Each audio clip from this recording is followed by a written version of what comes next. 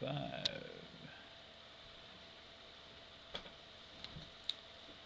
You could just mention that we've just done the screen capture and the interference of our cameras. Oh, yes. Yeah, we've just been capturing the setting sun from our window here, perfectly positioned to be doing it.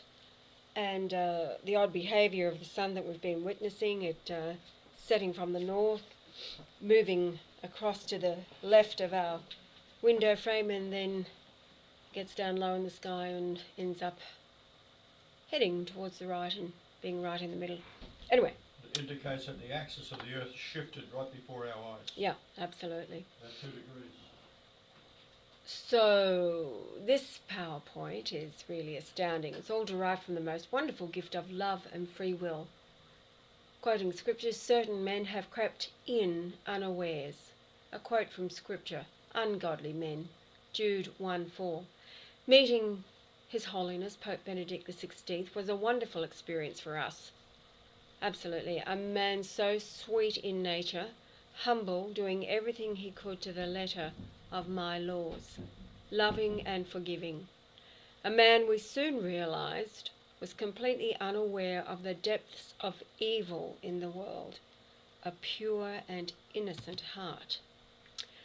Privately, Father Giuseppe agreed that Pope Benedict was unaware of what was really happening in the world. He kept being so busy with the business and ceremony of the church. The Pope and I talked for hours. I told him of my doings throughout my life. I could not explain the reasons I do what I do. What he gathered was a sense of appalling anger that the world would treat Christ this way.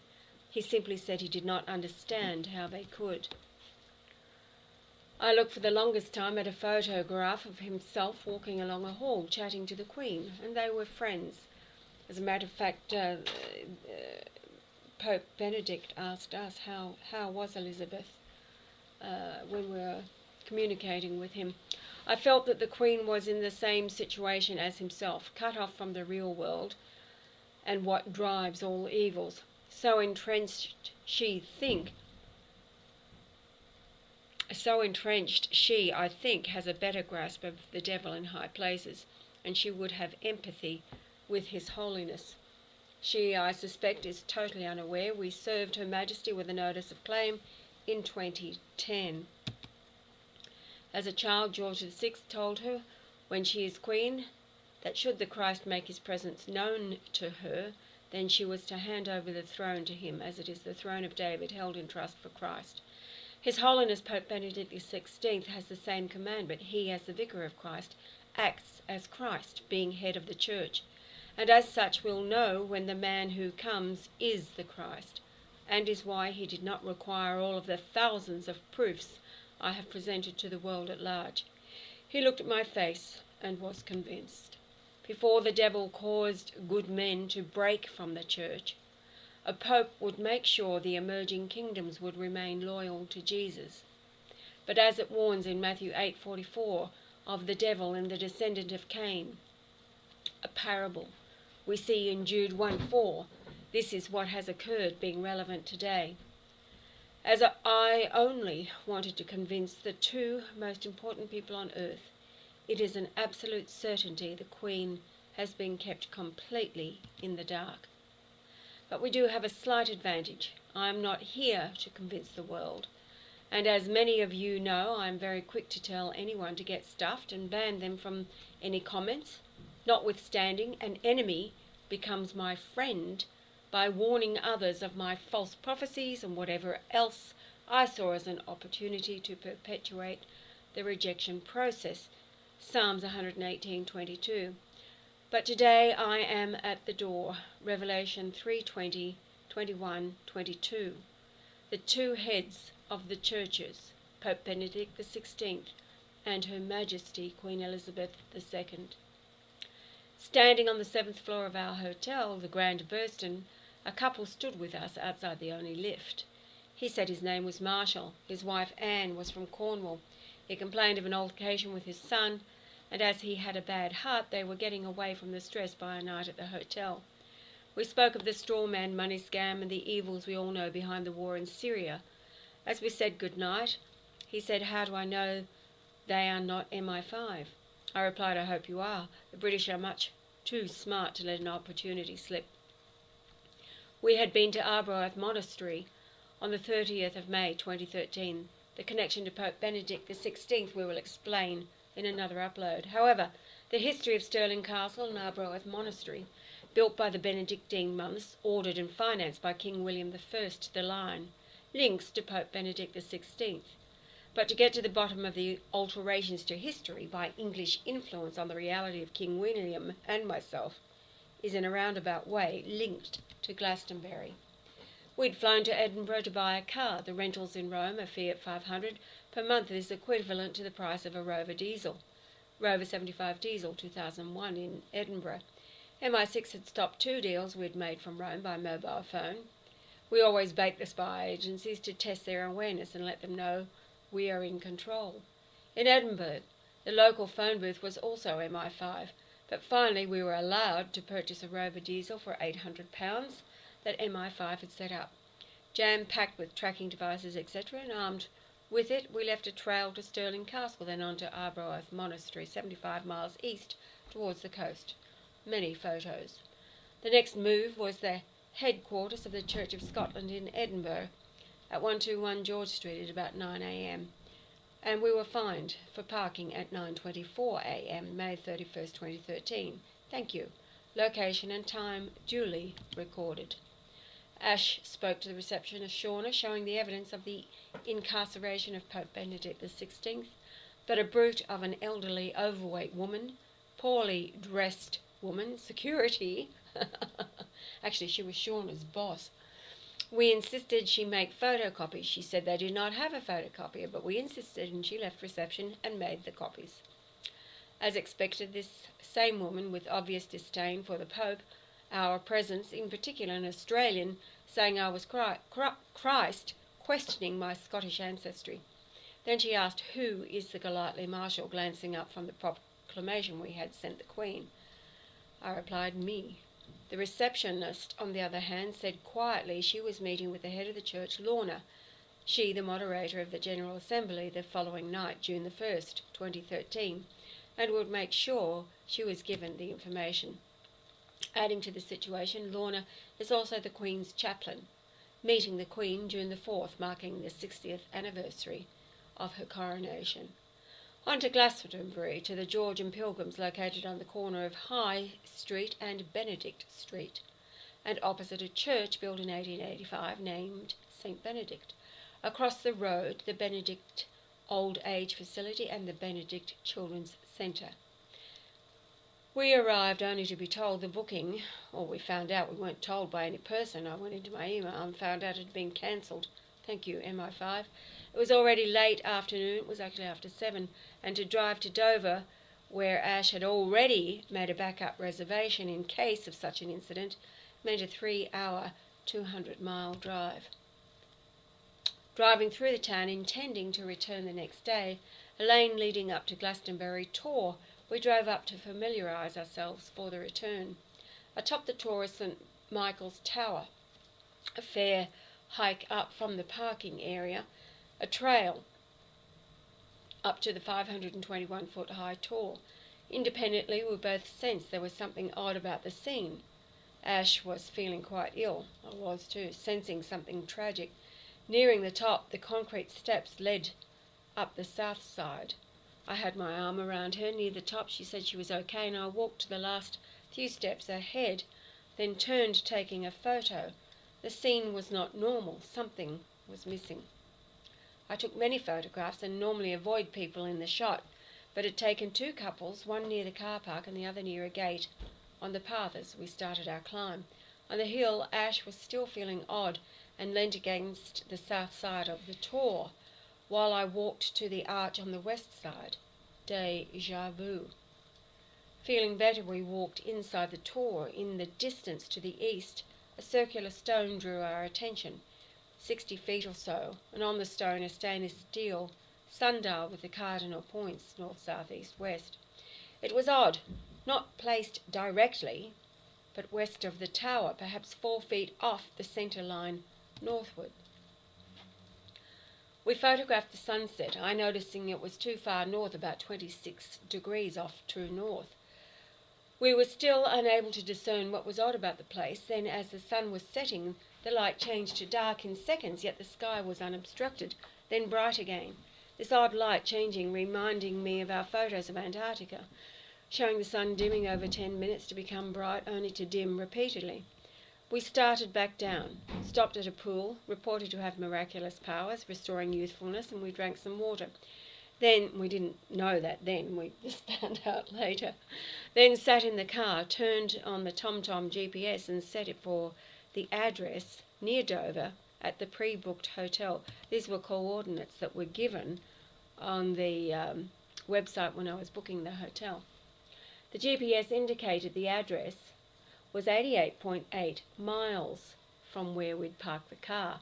The time on the TomTom was 20:34, that's 8:34, and the estimated time of arrival would be 22:22. The distance to turn around was 110, that should be yards actually, south, and the Greek number, of course, for 110 means immortality.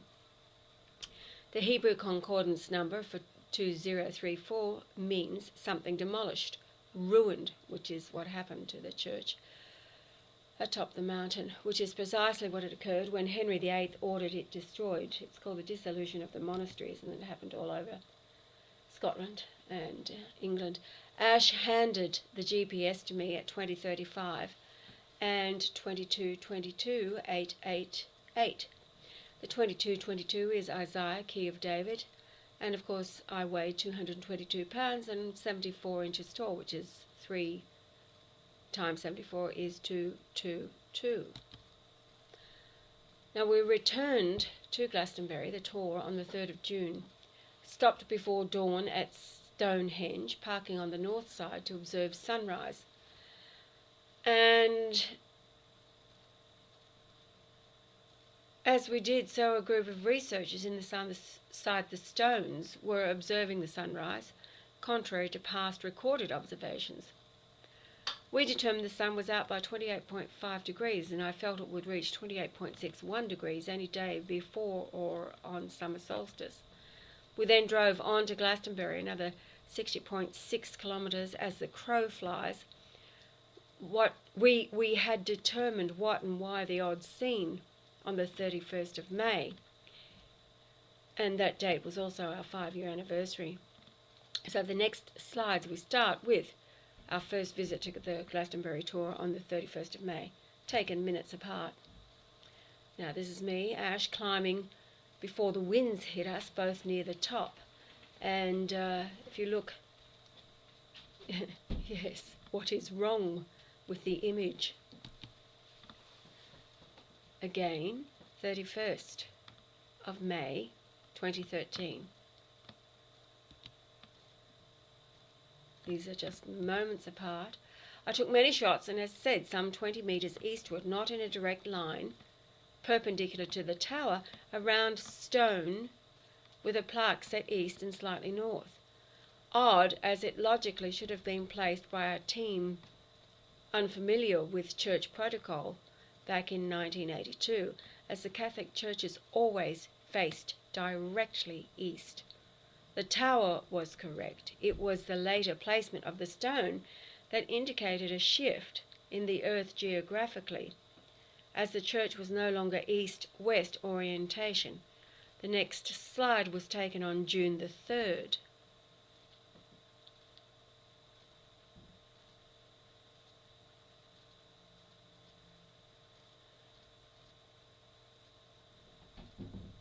So there's sunset north. Yes. North. Sunrise just off south. Should be east and should be west.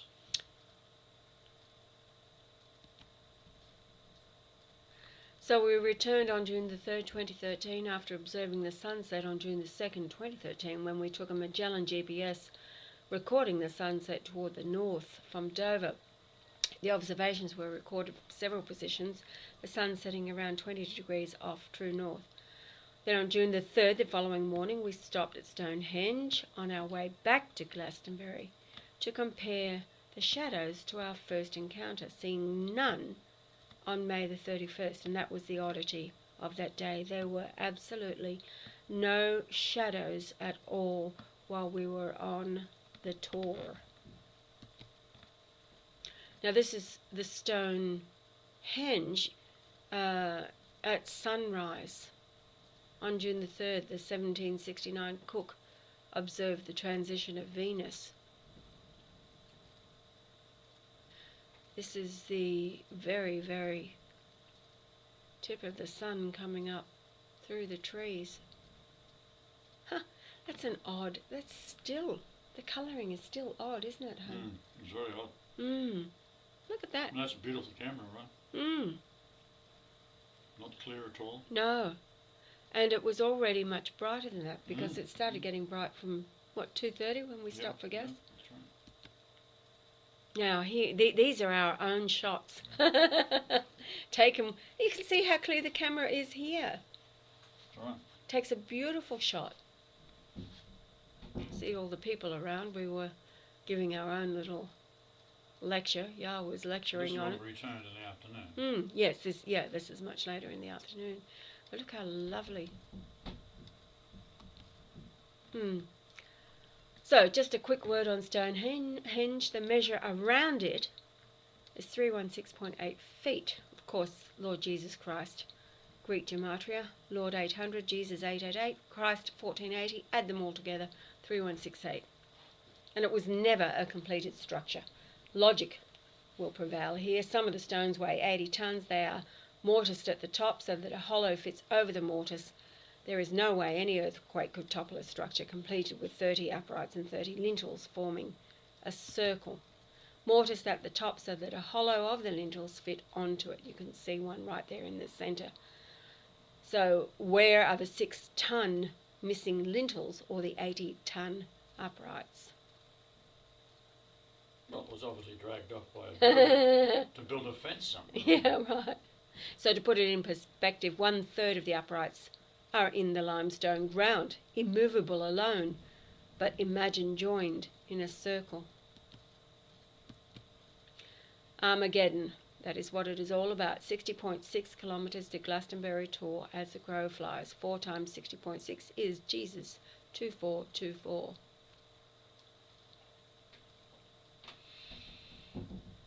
Now what was that 1212, which is the distance? Well, Revelation 1212, well, into the earth, the devil's come down here. 1212, of course, yes. Yeah, that's 2 times 60.6 because we travelled on the same day. We travelled there and back. Right. As the crow flies. We did road miles, not as a crow, but that's the measure that you are. As the crow flies. So we watched sunrise from west of Stonehenge, several hundred metres, rising at about the same angle of true north. 28 degrees. Off 28 degrees, it's all right. You're missing an F there, babe. This is impossible under normal... Start again, man. No, it's okay. This is impossible under normal Earth axis orientation, as the sun is never this high in the north in summer. The latitude around 51 degrees, duration normally 978 minutes, rise at 4:59 and set at 8:34 by our clock, equals 15 hours and 33 minutes, but still light in Glastonbury. Now the same latitude, 933 minutes, with 42 minutes to go, because the official internet time was 9:16 for that day, although we couldn't see it by the time we left. However, back on top of the tour, I photographed the sun, was seen in the next photo. The clear view of the horizon, we at 521 feet above the area. And here it is. Now, in some order of time, as per camera phone, on the tour, looking May 31st, 2013. Note the darkness. The phone was set for Rome time, so we have to add 2 hours, so it is 8:20:38.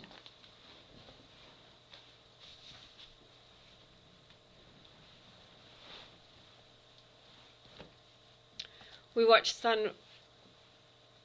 Oh, this is a... Okay. Maybe it's out of awakening. Yeah, we'll skip this one because that's a repeat. So, here we go. Moving right along to our revisit. The next slide, Glastonbury tour for June the 3rd, The sundial with a very reliable older type Magellan GPS laid along the north-south line.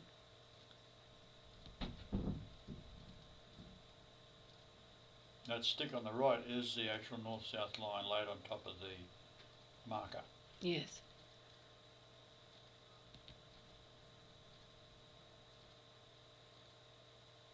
Now, in the Magellan, there's a marker up in the top right corner. Shows you the new north, mathematically and geographically. The point here is the GPS is calculating the direction I walk 20 metres toward the stone sundial in line with the black rods. I place north-south on the dial indicator.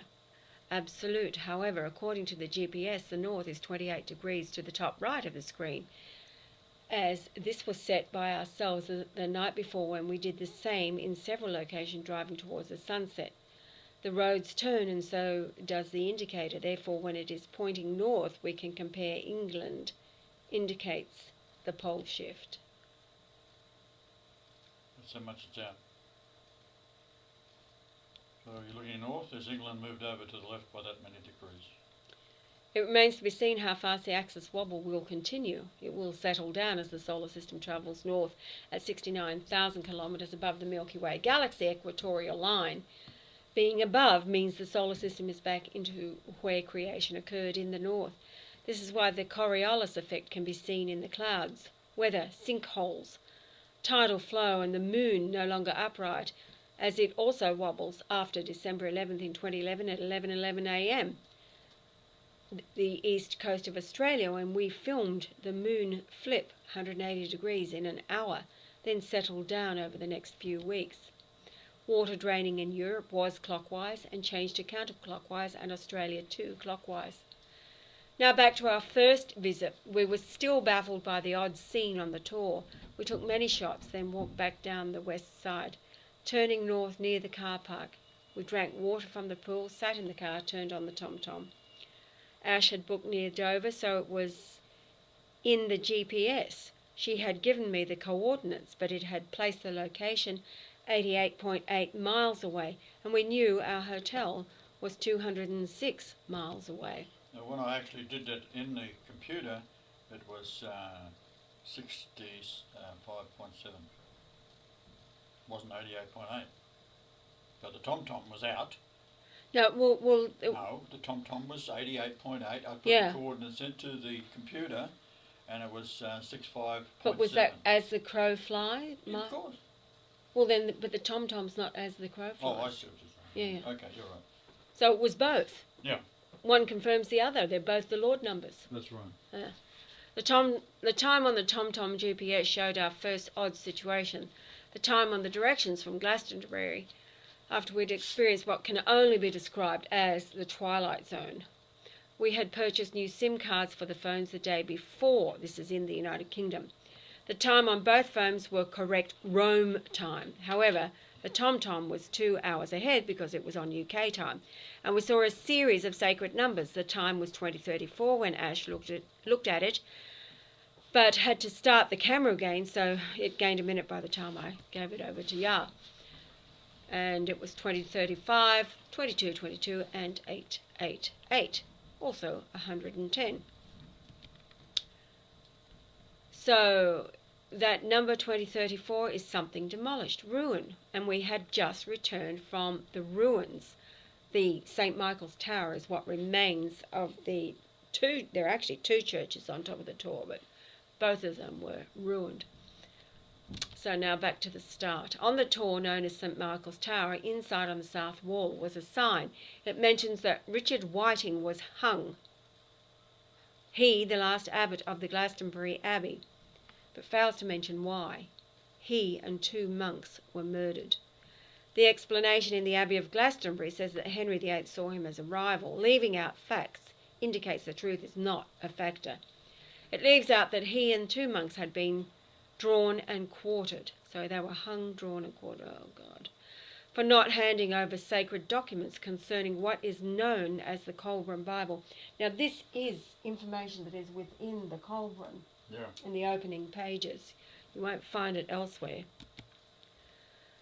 So the men were tied behind horses, dragged to the tor, then horses on either side tied the men in the middle between the horses.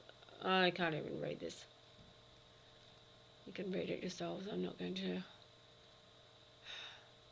I'm skipping along. Henry VIII had the entire church and abbey destroyed, stealing all its wealth and eradicating it as a rival influence in England.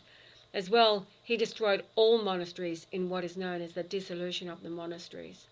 So as history is written by the victors, then the gory details and omissions are par for the course. What is not mentioned is why. The area once contained 60 universities where as Jesus taught people from all over the ancient world. The Cauldron Bible contains what I, as God, via myself, Jesus, had passed on to the world. Henry VIII of England had demanded the last abbot of Glastonbury, Abbot Richard Whiting, surrender all of the ancient manuscripts, but he would not, and it cost him and 2 monks their lives. Abbot Richard Whiting knew the evils of Henry VIII, and in refusing was signing his own death warrant. And he was murdered on November the 15th, 1539. Ash felt progressively sick as we climbed. She said very weird, unusual, so much so I had to support her. She also said she felt awestruck. Inside on the wall, the plaques of the building was 521 feet above the plain, and 521 is the word for Amma, the number corresponding to the mother cubit, 520. The following series of photographs we looked at briefly. Tired from driving from Edinburgh as we arrived at 4:30 a.m. near Dover, that what should have taken us 3 hours to drive 200 miles ended up taking us 6. There were so many delays and obstructions along the way, and it was in the dead of night. There was it was just twilight zone.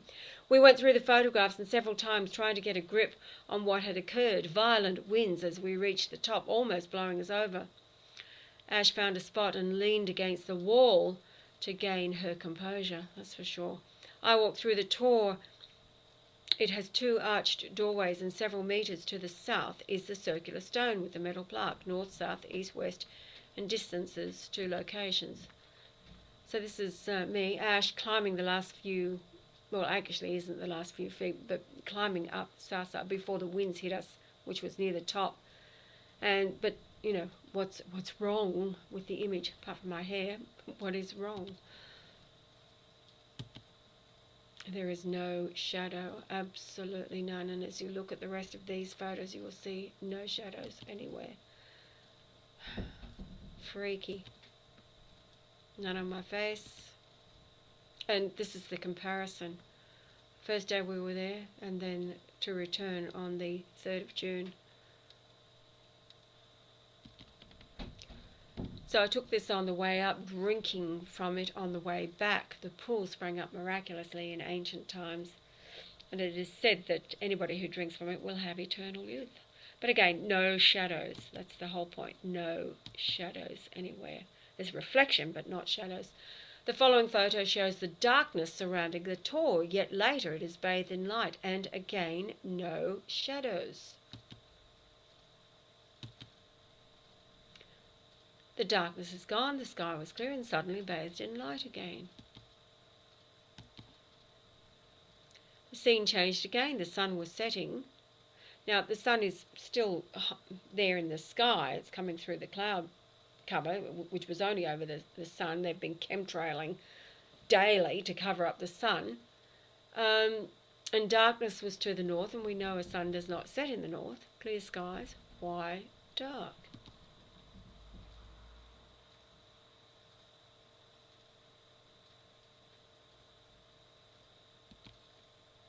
Inside the Torah, I took several shots. There appeared to be light coming from 2/3 of the way up. Shadows, and lower, no shadows.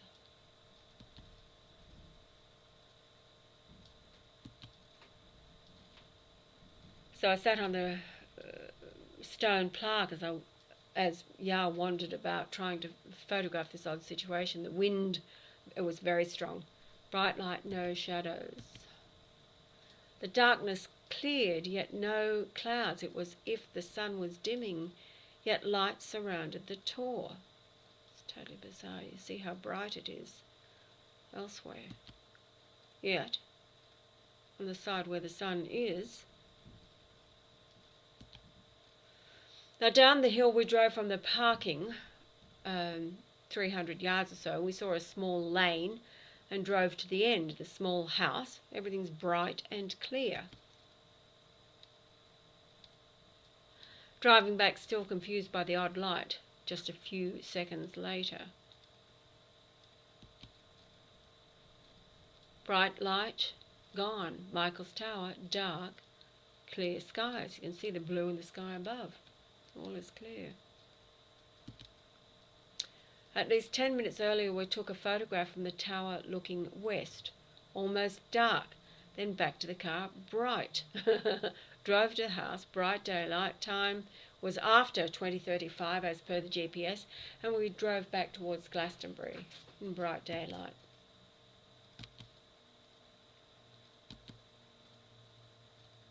Darkening again suddenly. Now in some order of time as per camera phone on the Torah looking north, Google Maps, darkness, remembering that time is actually 8:20 set for, and here it is on the other side, looking south, bright day, no shadow. Just 8 seconds later, I turned around and walked a few feet. You can see there's only 8 seconds difference, but different sides of the tour.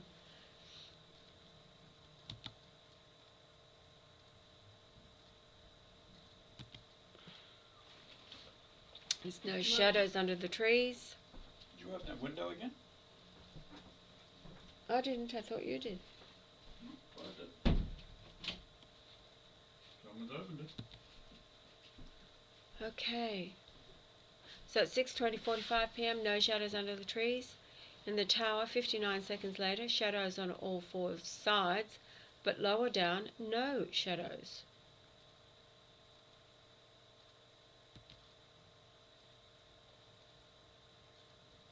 And the light is directly above.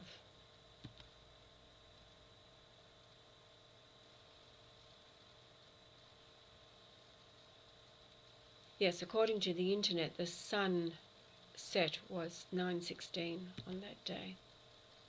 Now why? What is it we were witnessing? As said, when we were in Coolum Beach, East Coast, Australia, daily we recorded 10-minute intervals of the sun growing dim, then bright, then dim and bright, and so on.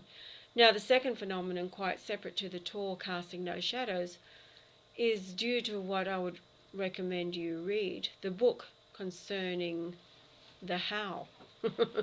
The Venerable Bede. The title of the book is The Venerable Bede.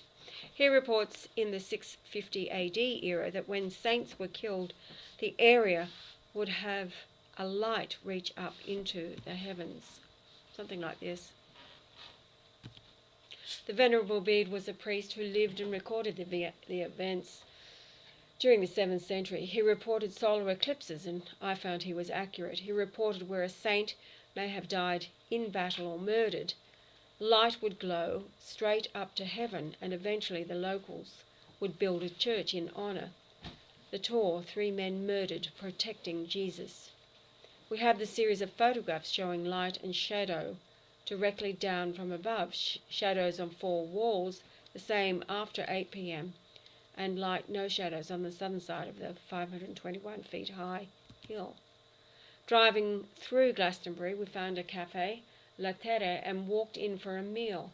The time was 8:48. It's still light. It was actually a few minutes before that, but when Yah took the movie inside the cafe, that was the time. The time was back to normal. Then a man came in, he a wine salesman who sold wine in county fairs. He had favourites, and most were organic from small growers and in great demand. At the bar he could not read the label, so I offered him my magnifying glasses for the small print. He was already drunk, yet although he had a trailer full of wine, he was purchasing more wine. He ordered another bottle. I took a photo in the mirror, the time on the camera, light bright from outside. We invited him to join us and talked for, it was actually about an hour and a half, I think. We left in the dark, driving to Dover. It was around 10:30, maybe 10:40 when we left. Our hotel Ash had booked, it had been mysteriously cancelled. N15 did it. And so as Ash had already booked 4 days near Dover, starting the same date of the cancelled Glastonbury, George and Pilgrim's Hotel on 1st and Benedict Streets, note the white camera showing in the mirror, the same for all photos, so that time would be in sequence and shows the light changing. Yeah, holding the white phone camera. Time on the camera 6:58:48. This is in the Café La Terre. And yes, I remember walking in and looking at the clock. It was about 8:52 by the time we got there, because I asked if they were still open. She said the kitchen was going to be open for a few more minutes, and it was all good. So now I'd gone to the car, and yes, the lights were on. The car is an automatic shut-off when the ignition is turned off. There were no headlights on. There were just the rear parking lights at the back. Not even the front parking lights were on. Anyway, it was all very bizarre. But they shut off automatically. In the photo, the lights were on, but who or what has the ignition turned on? The parking lights only work with the ignition switched on. These are not. Yeah, these are the parking lights. No parking lights reflecting off the BMW. So 2 days later, I returned to the car, and the windshield wipers were on. Again, no key in the ignition. That's right, got into the car, and windshield wipers were on. Bizarro. Now here, back on the tour, the blue line is the direction of the sunset in the northwest. Around it, the tower casting no shadow in any direction. All around, there was no shadow anywhere upon that tower. Next slide, 24 seconds later, the tower is bright, no shadows other than from light above, yet inside the tower the area is uniformly darker, indicating the light source is aglow rather than directional. By that I mean Bede the priest records shows light from the death locations would shine up to heaven, and then locals would build a church. Now this, of course, these ruins were here when Richard Whiting and the 2 monks were martyred. It was already there.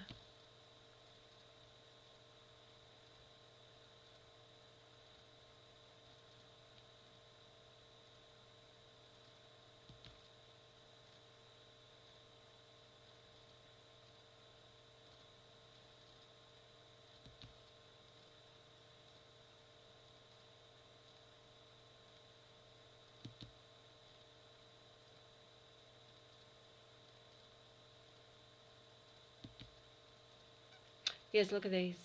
No shadows.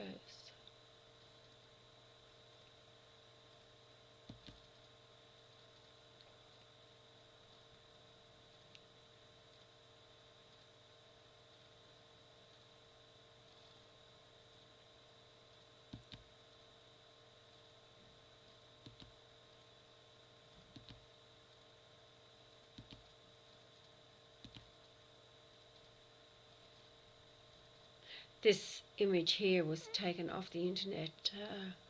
Who knows how old it is? No idea. However, you can see that the sun is in the westerly correct position where it's supposed to be setting. Sun casting shadow from the east. Google Earth.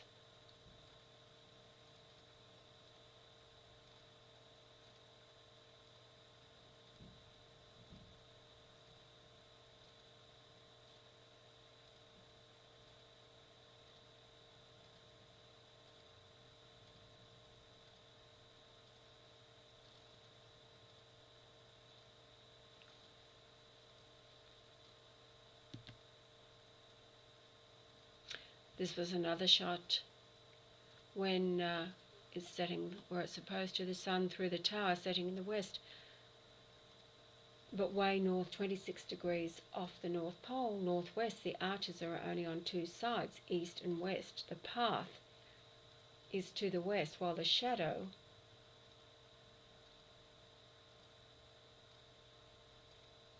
is north, means the sun is south. Today, the axis wobble at sunset casts a shadow southwest as the sun sets northeast.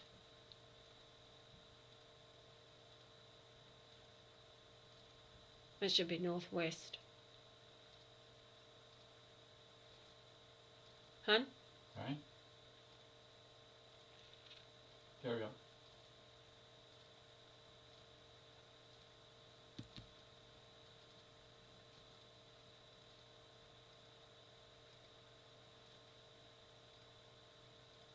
Yeah, just a correction there on that other slide.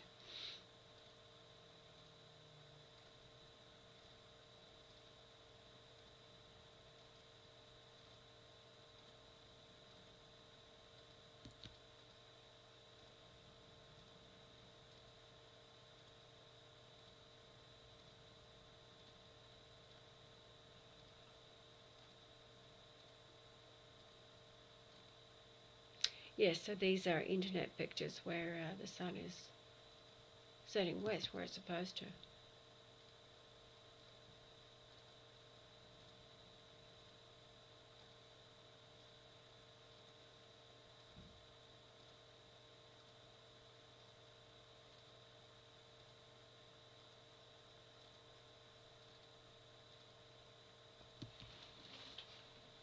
Here it is. So we followed a trail around. This is on our return. You can see the shadow there.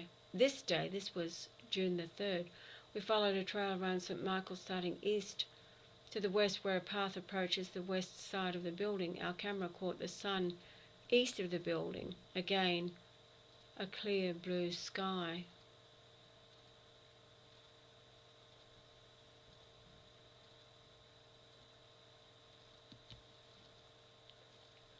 Now in Australia I took thousands of photographs of the sun. The camera caught a dark dot in the centre, a filter.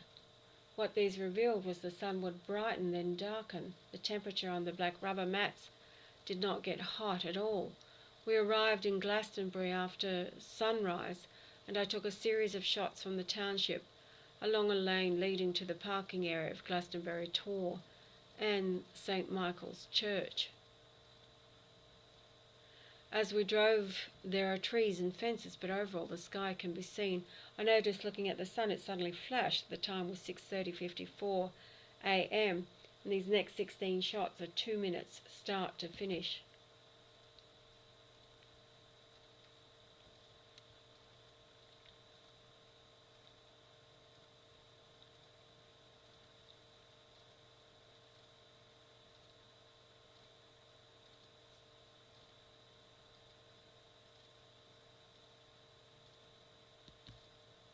We parked and then walked around the trail on the south side to locate a second path up to the summit, up the western side, and started to take a series of shots of the sun as we made the ascent. You can see St. Michael's with remains of the church looming over the Tor Hill and the sun against a brilliant blue sky.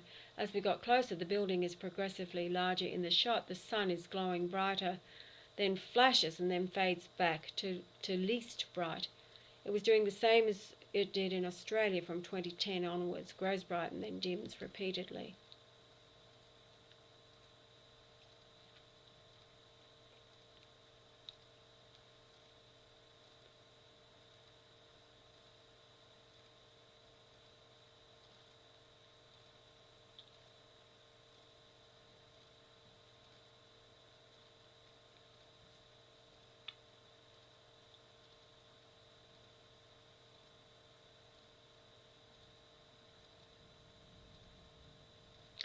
Yes, you can see, that's a brilliant shot there, walking up the path. You can see how off the sun is. It's rising south.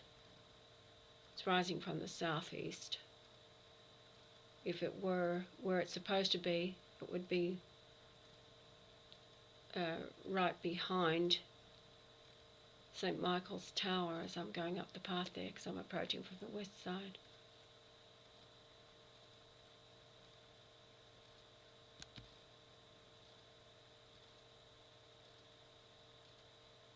Yeah, it's drawn a red circle so that you can see how it grows and flashes and shrinks.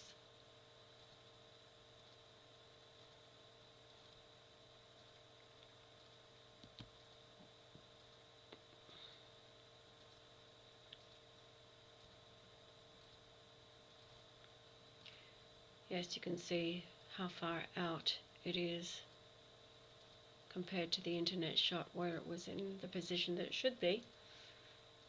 How long ago, we don't know. Will the sun grow darker until it stops shining altogether? It's happened before. Dinosaurs worldwide have been found frozen solid with food still in their mouths. The sun going out caused it. Death from the cold would take but a few days.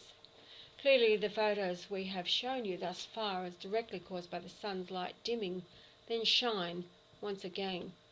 The USA has thousands of miles of tunnels going underground. They are aware of the danger. It is logical, as the deeper you go, the warmer. And this is why they have been building underground shelters since World War II.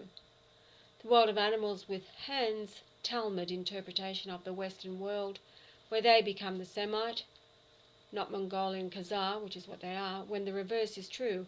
You are the chosen people made in God's image, the Semite. They are the Goy. It's all a reversal. John 8:44. These are descendants of Cain, a murderer. A parable, of course, but all things are told in parables. Incidentally, the word parable is my name in Hebrew, Marshall. As I have not been here, the devil's own run amok, creating hell, knowing its end is at hand, and wants to destroy you and the creation as they are going to be destroyed. They start wars, the threat of World War III, chemtrails, manufactured diseases, vaccinations, stirring up religions, and in particular against Christianity. The Antichrist must demonize His Holiness and the Queen, both innocent victims caught in its web. Thus far the Pope has announced Christ is back.